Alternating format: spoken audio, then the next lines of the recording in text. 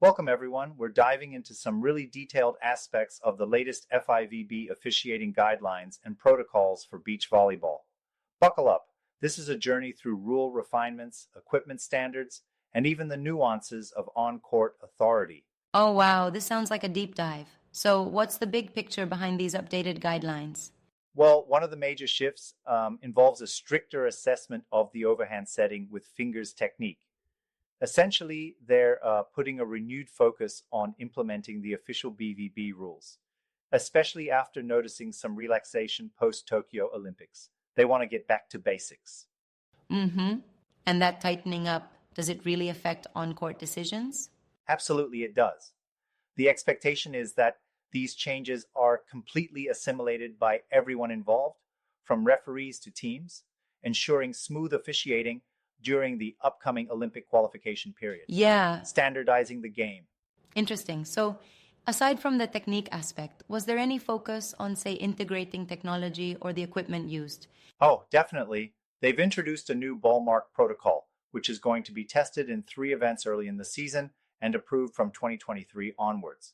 Plus, there's a massive push to leverage modern tech, electronic score sheets, wireless referee communication, and even a challenge system, all to help referees perform their Yep. duties with higher accuracy.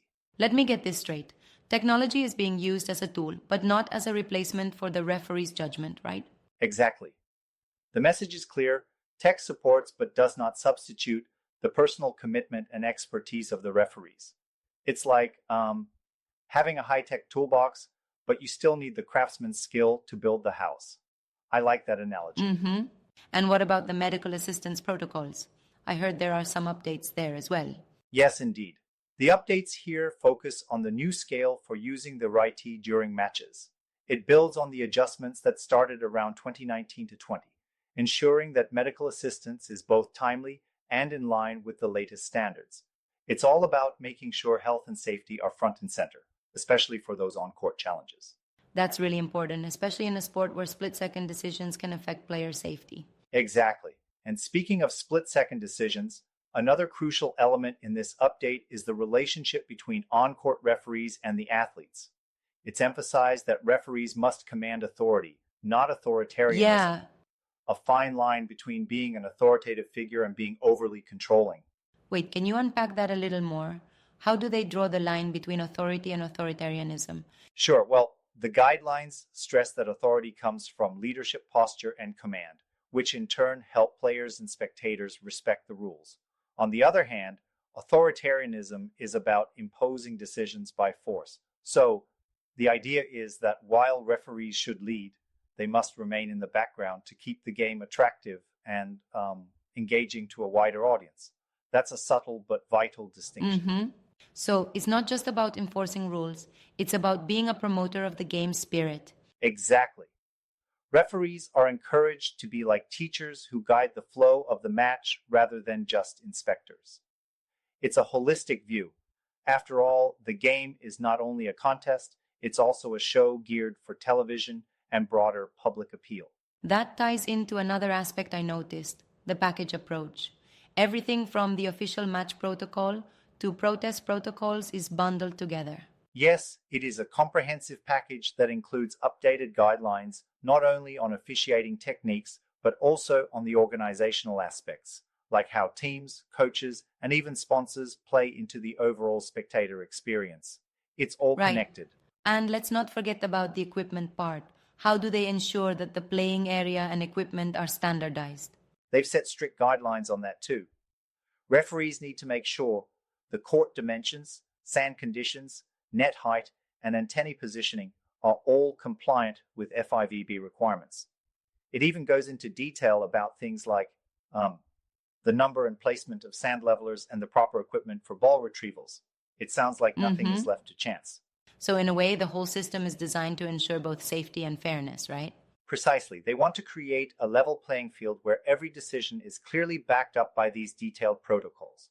It's an enormous logistical challenge, but it's key for maintaining the integrity of the sport.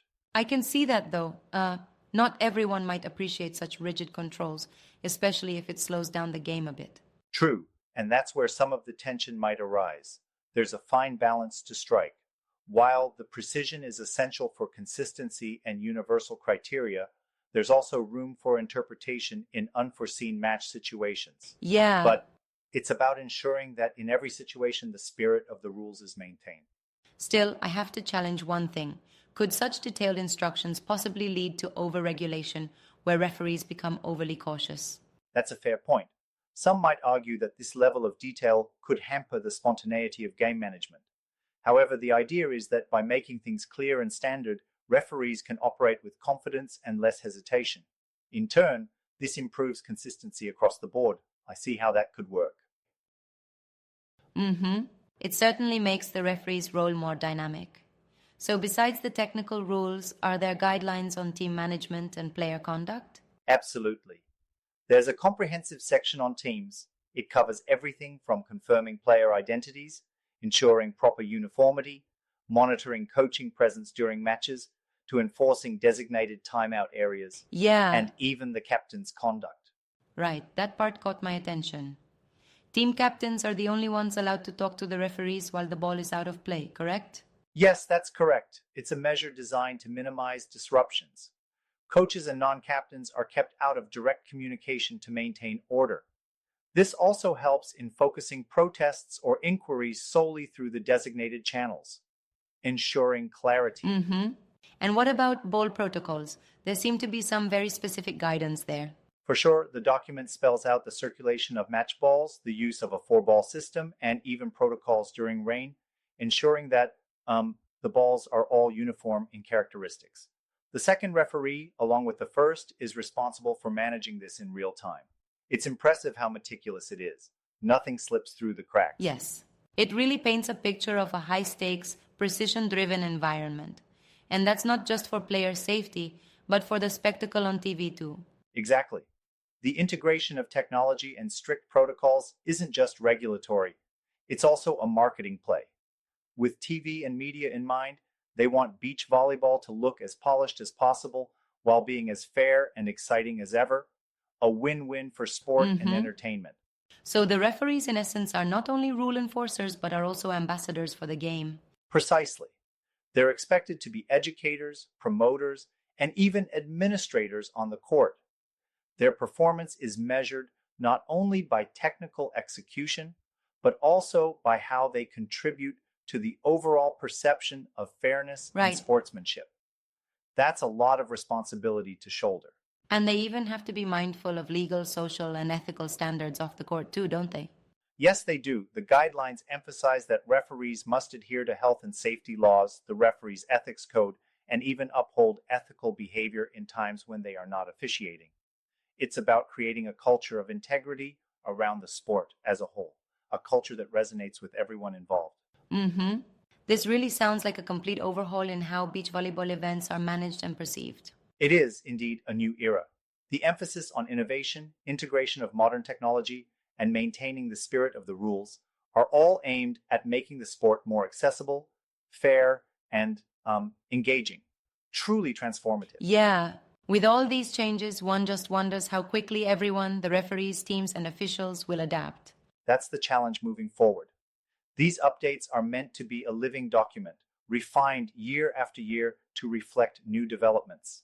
It's as if they're setting a dynamic foundation for the sport, ensuring that everyone is on the same page, both literally and metaphorically. Adaptability is key.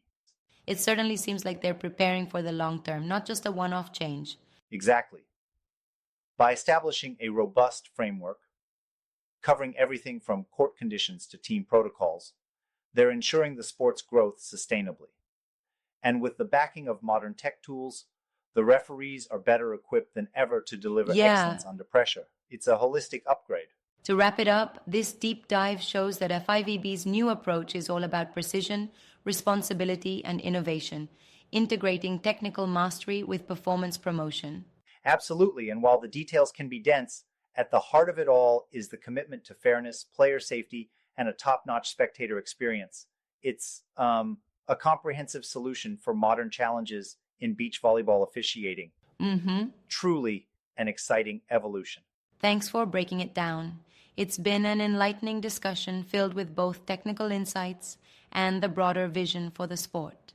My pleasure. And for everyone tuning in, keep your eyes on the courts because these changes are set to really stir up the world of beach volleyball. Yep, I can't wait to see how these protocols reshape the game in real time. Until next time, stay curious and keep enjoying the sport.